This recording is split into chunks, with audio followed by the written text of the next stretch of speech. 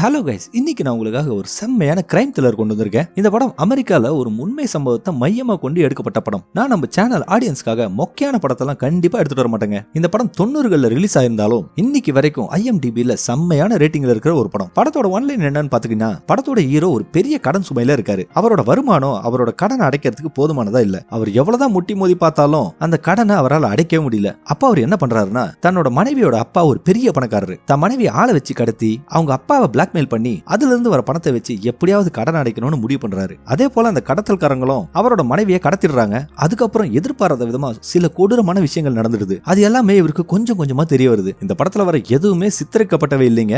உண்மையாகவே அந்த கேஸ் ஃபைல்ஸ்ல இருந்து எடுத்த கதையை வச்சுதான் இந்த படத்தையே எடுத்திருக்காங்க. இந்த படத்தோட பேரு ஃபார்கோ. சோ படத்தோட ஒரு சீனும் செம்ம கிரிட்டிங்கா இருக்கும். அதனால ஏன் கூடவே நீங்களும் படத்தை பாருங்க. நம்ம சேனலுக்கு நீங்க புதுசா இருந்தா நம்ம சேனலை முதல்ல சப்ஸ்கிரைப் பண்ணிடுங்க. அப்புறம் இந்த வீடியோவை லைக் பண்ணிடுங்க. அப்பதான் எனக்கும் இந்த மாதிரி செம்மையான படங்கள்லாம் உங்களுக்காக கொண்டு வரதுக்கு ரொம்ப வசதியா இருக்கும். வெல்கம் டு வேர்ல்ட் சினிமா இன் தமிழ். இப்போ நம்ம வாங்க வீடியோக்குள்ள போயிடலாம். படத்தோட ஆரம்பத்துல ஹீரோ ஜெரி ஒரு புது காரை தன்னோட கார்ல டோ பண்ணி எடுத்துட்டு வந்துட்டு ரெண்டு பேரை பார்த்து மீட் பண்ணி பேசுறாரு. அவர் தன்னோட ஃப்ரெண்ட் ஒருத்தர் மூலமா இவங்க ரெண்டு பேரையும் கான்டாக்ட் பண்ணி தன்னோட மனைவியே கடத்த சொல்லி டீல் பேசியிருக்காரு. அவனுங்க ரெண்டு பேரும் இவர்கிட்ட புது காரும் பிளாக்மெயில் பண்ணி வர பணத்துல பாதி ஷேரையும் டீலா பேசிருக்கானுங்க. இவர் அவனுங்க கிட்ட அந்த டீலுக்காக $80,000 பேசியிருக்காரு. அவனுங்களும் அந்த டீலுக்காக ஒத்துக்கிறானுங்க. கட் பண்ண அடுத்த சீன்ல ஜெரி தன்னோட வீட்டுக்கு வரும்போது அவரோட பணக்கார மாமனார் வீட்டுக்கு வந்திருக்காரு. என்ன உங்க அப்பா திடீர்னு சொல்லாம கொள்ளாம வந்திருக்காருன்னு தன்னோட மனைவி ஜீன் கிட்ட கேட்கும்போது அவருக்கு சொல்லிட்டு வரணும்லாம் எந்த அவசியம் இல்லையா அப்படின்னு சொல்லிட்டு இருக்காங்க. அப்ப ஜெரி தன்னோட மாமனார் கிட்ட பேசிட்டு இருக்கும்போது அந்த ஆள் பேசுறத கேட்கும்போது நமக்கு ஒரு பணக்கார கெத்தான மனுஷன் பேசுற மாதிரி பேசிட்டு இருக்காரு. அப்ப அவங்க எல்லாருமே ஒன்னா சேர்ந்து டின்னர் சாப்பிட ஆரம்பிக்கிறாங்க.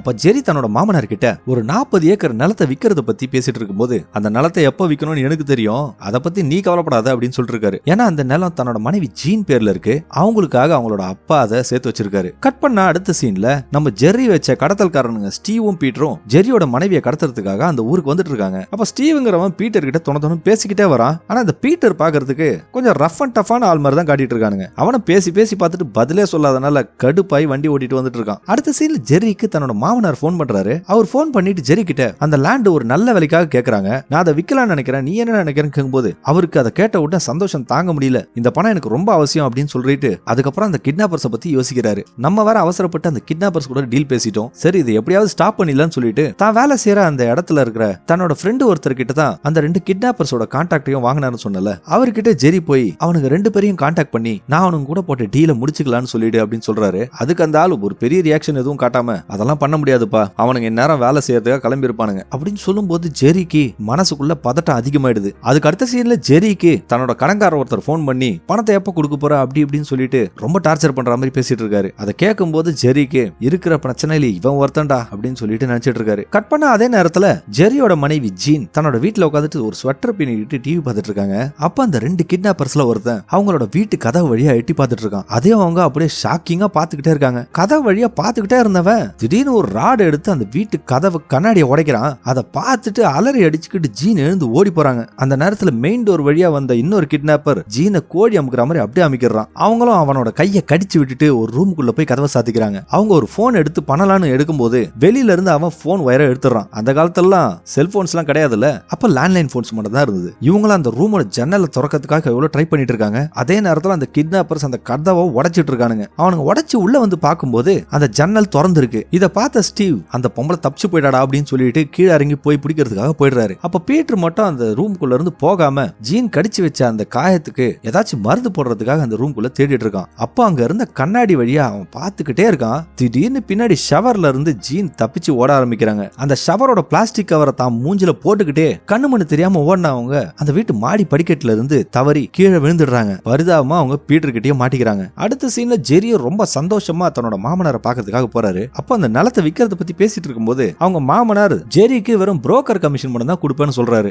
இதை கேட்ட ஜெரிக்கு அப்படியே ஷாக் ஆயிடுது. அவரும் அந்த நிலத்தோட பணத்தை நம்பிதான் ரொம்ப இருந்தாரு. கடைசியில பார்த்தா அவங்க மாமனார் இப்படி ஒரு மோசம் பண்ணிட்டாரு. அவரும் எவ்வளவு கெஞ்சி கூத்தாடி பாக்குறாரு. ஆனா அந்த ஆள் சட்டை பண்ற மாதிரியே தெரியல. அங்க இருந்து சோகமா கிளம்புற ஜெரி தன்னோட கார் கண்ணாடியில இருக்கிற ஐஸ சுரண்டுறதுக்காக சுரண்டும் போது பயங்கர கடுப்புல வேகமா சுரண்டுறாரு. இருக்காதா பின்ன நம்பி வந்த ஒரு விஷயம் இப்படி கிடைக்காம போயிடுச்சேன்னு சொல்லிட்டு அவருக்கு மனசுக்குள்ள ஒரு ஆத்திரம். அடுத்த சீன்ல வீட்டுக்கு போற ஜெரி கதவு திறந்து பாக்குறாரு. அவங்க வீட்டுக்குள்ள எல்லா பொருளும் செதறி கிடக்குது. அவரும் மெதுவா மாடி ஏறி போய் பாக்குறாரு. அப்பதான் அவருக்கு ஜீனை அந்த 2 பேரும் கடத்திட்டானுங்கன்றது கன்ஃபார்ம் ஆகுது. அந்த விஷயத்த தன்னோட மாமனார் கிட்ட எப்படி சோகமா சொல்றதுன்னு ரிகர்சல் எல்லாம் பண்ணி பார்த்துட்டு அவர் மாமனாருக்கு போன் பண்ணி ஜீன் கடத்தப்பட்ட விஷயத்த சொல்றாரு. சொல்றாரு. இதுக்கப்புறம் தாங்க படத்துல எதிர்பாராத விஷயம் எல்லாம் நடக்க போகுது. இது எல்லாமே உண்மையா நடந்த ஒரு சம்பவம் அப்படின்னு நினைச்சு பாருங்க, நமக்கே கதி கலங்கிடும். ஜீனை கடத்திட்டு அந்த 2 கிட்னாப்பர்ஸும் கார்ல போயிட்டு இருக்கும்போது அவங்க பின்னாடி ஒரு போலீஸ் வண்டி ஃபாலோ பண்ணிட்டு வருது. அத கார்ல இருந்து பாக்குற ஸ்டீவ், போச்சுடா இவன் வேறையா அப்படின்னு சொல்லிட்டு காரை மெதுவா நிறுத்துறான். அப்ப அவங்க கார் பின்னாடி சீட்ல ஜீன் படுத்துட்டு சத்தம் போட்டுட்டே இருக்காங்க. அதை பார்த்துட்டு பீட்டர், இப்படியே சவுண்ட் கொடுத்துட்டு இருந்தான்னு வெய்ய தலையிலேயே சுட்டுட்டு நான் பாட்டுக்கு போயிட்டே இருப்பேன்னு சொல்லும்போது ஜீனும் அமைதியாடுறாங்க. அப்ப ஸ்டீவ் பீட்டர் கிட்ட,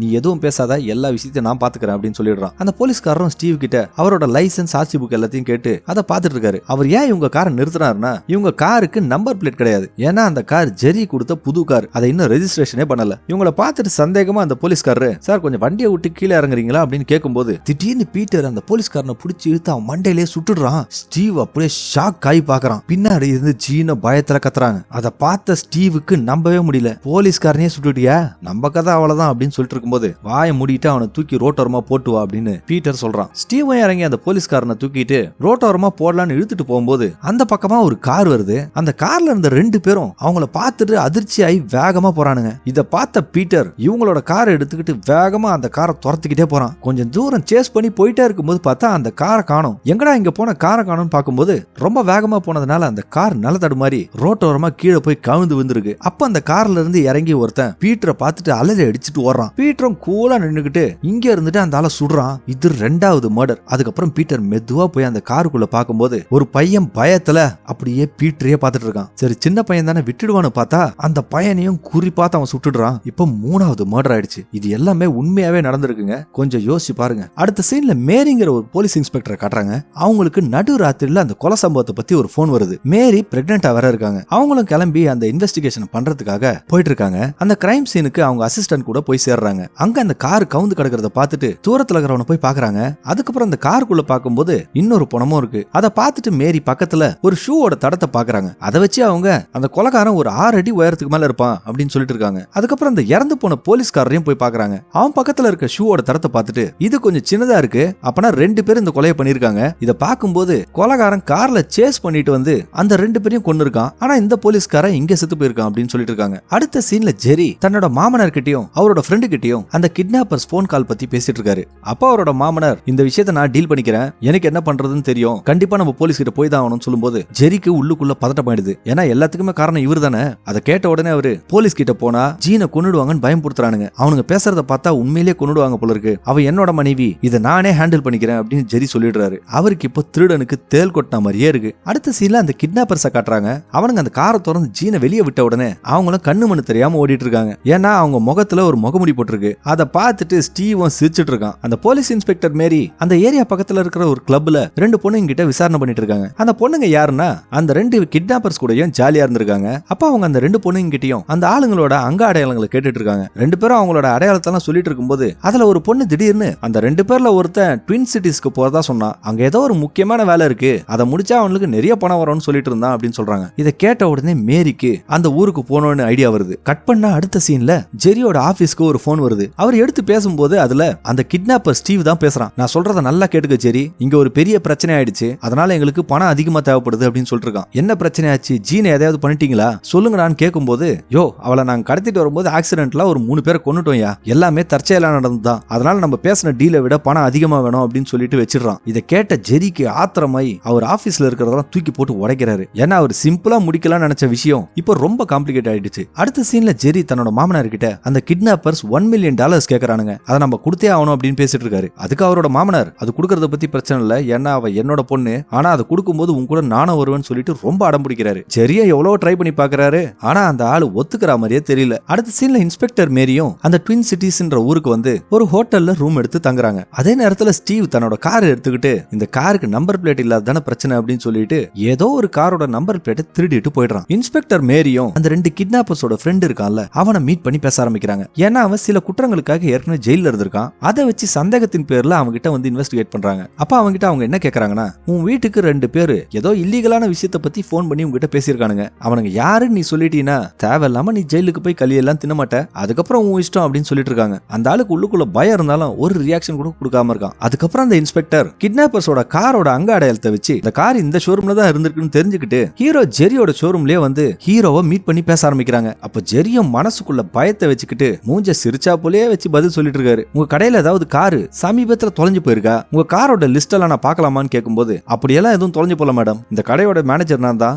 எனக்கு தெரியாம எந்த விஷயமும் நடக்காது அப்படின்னு சொல்லிட்டு இருக்காரு. மேரிக்கு லைட்டா ஜெரி மேல ஒரு டவுட் இருக்கு. அப்போ உங்க கடையில இருந்து எந்த காரும் திருடு போல, அப்படிலாம் இல்ல மேடம் அப்படின்னு சொல்லிடுறாரு. மேரியும் அங்க இருந்து கிளம்பிட்ட அப்புறம் ஜெரி அவரோட அசிஸ்டன்ட்டுக்கு போன் பண்ணி தன்னோட ஃப்ரெண்டை கூட்டு வர சொல்றாரு. ஆனா அந்த ஆளு எப்பயோ வேலையை முடிச்சிட்டு கிளம்பிட்டு இருக்கான். அடுத்த சீன்ல அந்த ஆளு நேரா ஸ்டீவ் இருக்கிற இடத்து கண்டுபிடிச்சு அவனை போட்டு துவைச்சு எடுக்கிறாரு. ஒரு வேலையை உருப்படியா செய்ய மாட்டீங்களாடா, உன்னால இப்ப போலீஸ் என்ன தேடி வந்திருக்கா அப்படின்னு சொல்லிக்கிட்டே போட்டு மிதிக்கிறாரு. கடுப்பான ஸ்டீவ் ஜெரிக்கு போன் பண்ணி சட்டுப்புட்டுன்னு பணத்தை ரெடி பண்ணு, இதுக்கு மேல என்னால வெயிட் பண்ண முடியாது, எங்க பணத்தை எடுத்துட்டு வரணும் நான் சொல்றேன்னு சொல்லிட்டு இருக்கும்போது அவங்க மாமனாரும் போன்ல எல்லாத்தையும் கேட்டுட்டு இருக்காரு. அவங்க பேசி முடிச்சிட்ட அப்புறம் அவங்க மாமனார் பணப்பெட்டி எடுத்துக்கிட்டு கோவமா கிளம்புறாரு. இப்ப ஜெரிக்கு என்ன பண்றதுனே தெரியல. அவர் கிளம்பின உடனே ஜெரியும் பின்னாடியே கிளம்ப ஆரம்பிக்கிறாரு. அடுத்த சீன்ல அவரோட மாமனார் ஸ்டீவ் சொன்ன இடத்துக்கு போய் சேர்ந்துட்ட அப்புறம் அவரை பார்த்த ஸ்டீவ், யோ யாரியா நீ, நான் ஜெரியா தானே வர சொன்ன, நீ யாருன்னு கேட்டுட்டு இருக்கும்போது என் பொண்ணு ஜீன் எங்கடா, அவளை மரியாதையா விட்டுருன்னு சொல்லிட்டு இருக்காரு. அடே கேளும், பணத்தை கீழே வச்சுட்டு நீ பாட்டுக்கு போ, உன் பொண்ணு வந்து சேருவான்னு சொல்லும்போது என் பொண்ணை பார்க்காம நான் பணத்தை கொடுக்க மாட்டேன் அப்படின்னு சொல்லிட்டு இருக்காரு.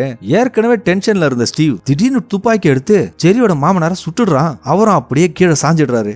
சொல்ல கேட்டியா கிழவா அப்படின்னு சொல்லிட்டு இருக்கும்போது அவரு ஒரு துப்பாக்கி எடுத்து ஸ்டீவ் சுடும்போது அந்த புல்லட் ஸ்டீவோட வாய் பக்கத்துல பட்டுடுது. வலி தாங்க முடியாம ஸ்டீவ் அதை புடிச்சுக்கிட்டே அந்த ஆளு சாகர வரையும் சுடுறான். இப்போ 4வது மர்டர். ஜெரி கார் எடுத்துக்கிட்டு அதே இடத்துக்கு வரும்போது ஸ்டீவ் அப்பதான் ஜெரிய கடந்து போறான். அங்க தன்னோட மாமனார் பணமா இருக்கிறத பார்த்து ஷாக்கான ஜெரி பாடி எடுத்து கார்ல போட்டு வரதுக்கு முடிவெடுக்கிறாரு. அந்த பார்க்கிங் செக்யூரிட்டி ஸ்டீவ் கிட்ட டிக்கெட் கேட்கும்போது ஸ்டீவோட கோலத்தை பார்த்து அதிர்ச்சி ஆயிடுறான். அதுக்கப்புறம் ஜெரி அந்த பாடியை தூக்கி போட்டுட்டு காரை எடுத்துட்டு வந்துட்டு இருக்கும்போது அந்த பார்க்கிங் செக்யூரிட்டியை பாக்குறாரு.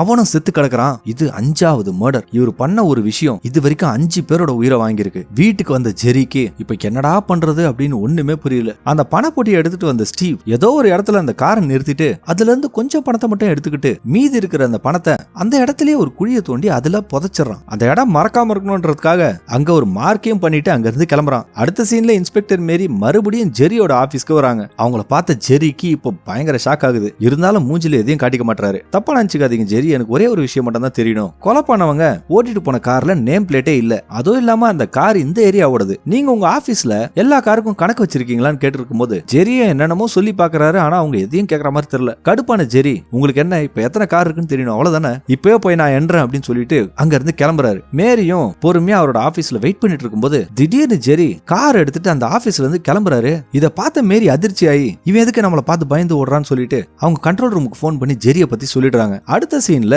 அந்த கிட்னாப்பர் பீட்டர் கூலா உட்காந்துட்டு வீட்டுல சாப்பிட்டுட்டு இருக்கான். அந்த நேரத்துல ஸ்டீவ் ரத்தம் சொட்ட அங்க வரான். அவனை பார்த்துட்டு பீட்டரும் ஒரு ரியாக்ஷனும் காட்டாம அப்படியே பார்த்துட்டு இருக்கான். வந்தவன் அங்க இருந்த ஜீனை பார்த்துட்டு இவன் கீழே விழுந்து கிடக்குறா அப்படின்னு கேட்கும்போது சும்மா கத்திக்கிட்டே இருந்தா, அதனாலதான் அவளை லைட்டா தட்டி படுக்க வச்சுட்டேன் அப்படின்னு சொல்றான். சரி அதெல்லாம் இருக்கட்டும், இதுதான் உன்னோட பங்கு, இது கூட சேர்ந்து என்னோட காரையும் எடுத்துக்க, இதோட நம்ம டீல் முடிஞ்சதுன்னு ஸ்டீவ் சொல்லும்போது காரையும் பாதியா பிரி அப்படின்னு கேக்குறான். டே உனக்கு என்ன பைத்தியமா, காரை எப்பறா பாதியா பிரிக்கிறதுன்னு சொல்லும்போது கார் எவ்வளவு பணமோ அதை பாதியா பிரிச்சுக்கலாம் அப்படின்னு சொல்றான். கடுப்பான ஸ்டீவ், என்ன பாத்தியா நான் ரத்தம் சொட்டிட்டு இருக்கேன், தேவையில்லாம என்ன டென்ஷன் படுத்தாதுன்னு சொல்லிட்டு அங்க இருந்து கிளம்ப ஆரம்பிக்கிறான். ஸ்டீவ் அந்த வீட்டை விட்டு வெளியே நடந்து வந்துட்டு இருக்கும்போது திடீர்னு பின்னாடி இருந்து வந்த பீட்டர் ஒரு கோடாலி எடுத்து ஸ்டீவ் அங்கேயே வெட்டிடுறான். இது 6வது மர்டர். அடுத்த சீன்ல மேரி ஜெரியோட வீட்டை தேடி போயிட்டு இருக்கும்போது வழியில அந்த திருடு போன காரை பாத்துடுறாங்க. அதே நேரத்துல அந்த கார் பக்கத்துல ஒரு வீடு இருக்கு. அவங்களும் அங்க இறங்கி அந்த வீட்டுக்குள்ள யார் தான் இருக்காங்கன்னு சொல்லிட்டு மெதுவா போய் பார்க்க ஆரம்பிக்கிறாங்க. அவங்க கிட்ட போகும்போது ஏதோ ஒரு மோட்டர் ஓடுற சத்தம் கேட்டுக்கிட்டே இருக்கு. அவங்க தன்னோட துப்பாக்கி எடுத்துக்கிட்டு அந்த சத்தத்தை நோக்கி நடந்து போயிட்டே இருக்காங்க. அப்ப தூரத்துல இருந்து பாக்குறவங்களுக்கு பயங்கரமான ஷாக். அங்க பீட்டர் என்ன பண்ணிட்டு இருக்கான்னா உச்சி பருங்கிற ஒரு மிஷின்ல கட்டையெல்லாம் போட்டு உடைப்பாங்க. ஆனா அந்த பீட்டர் அந்த மிஷினுக்குள்ள ஸ்டீவ துண்டு துண்டா வெட்டி அதுக்குள்ள போட்டு அரைச்சு தள்ளிட்டு இருக்கான். இத அதிர்ச்சியா பார்த்த மேரி துப்பாக்கி எடுத்து அவனை பார்த்து கத்துறாங்க. அவனை அவங்கள பார்த்துட்டு பயந்து ஓடுறான். அப்ப மேரி பீட்டரோட கால்ல கரெக்டா சுட்டுறாங்க. அவனை அங்கேயே கீழே வந்துடுறான். அதுக்கப்புறம் அவனை அரெஸ்ட் பண்ணி தன்னோட கார்ல கூட்டிட்டு போயிட்டு இருக்காங்க. அப்ப மேரி அவங்க கிட்ட என்ன சொல்றாங்கன்னா, என்ன மனுஷங்கடா நீங்களா, ஒரு 80,000 ரூபாய் பணத்துக்காக இத்தனை கொலை பண்ணிருக்கீங்க, காலத்துக்கும் நீ வெளியே வர முடியாது அப்படின்னு சொல்லிட்டு இருக்காங்க. ஒரு பெரிய போலீஸ் குரூப்பே அங்க வருது. கிளைமேக்ஸ்ல 2 போலீஸ்காரங்க ஜெரியோட வீட்டை கதவை தட்டுறாங்க. அவர் அங்க இருந்து எப்படி எஸ்கேப் ஆகும்போது அந்த கதவை திறந்துகிட்டு போலீஸ்காரங்க போய் ஜெரிய பிடிச்சிடுறாங்க. இந்த எல்லா கொலைக்கும் காரணம் ஜெரி தான். அதோட ஜெரியோட கதையை முடிஞ்சது. இது அந்த காலத்துல அமெரிக்கால ஒரு பெரிய பரபரப்பை உண்டாக்குன கேஸ். வாழ்க்கை பூரா ஜெரி ஜெயில தான் இருந்தாரு. ஓகே ஃப்ரெண்ட்ஸ், வீடியோ முடிஞ்சது. இந்த வீடியோ உங்களுக்கு பிடிச்சிருக்கும்னு நினைக்கிறேன். கண்டிப்பா இந்த வீடியோவை லைக் பண்ணுங்க. நம்ம சேனலுக்கு சப்ஸ்கிரைப் பண்ணாதவங்க சப்ஸ்கிரைப் பண்ணுங்க. மறக்காம அந்த பெல் பட்டனை கிளிக் பண்ணி வச்சுங்க. அப்பதான் நான் போடுற எல்லா வீடியோ உங்களுக்கு நோட்டிபிகேஷன்ஸ்ல வந்து சேரும். மீண்டும் இன்னொரு சூப்பரான வீடியோவோட உங்களை கூடிய விரைவில் சந்திக்கிறேன். அது வரைக்கும் உங்கள் அனைவருக்கும் நன்றி, வணக்கம்.